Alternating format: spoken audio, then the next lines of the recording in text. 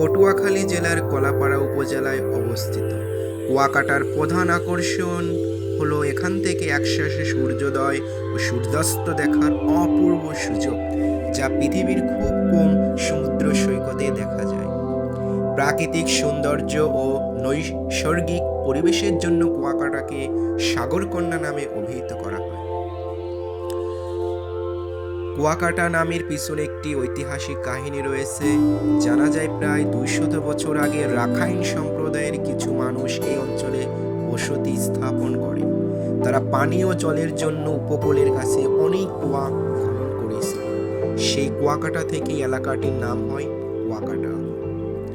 কুয়াকাটার সমুদ্র সৈকত প্রায় 18 কিলোমিটার দীর্ঘ, নীল আকাশ, বিশাল সমুদ্র, বালুকাময় তটভূমি এবং ঢেউয়ের গর্জন পর্যটকদের মুগ্ধ করে।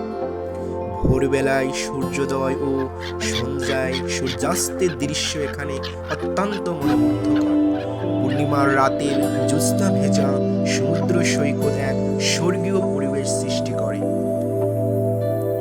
দর্শনীয় স্থান: কুয়াকাটায় বেশ কিছু দর্শনীয় স্থান রয়েছে।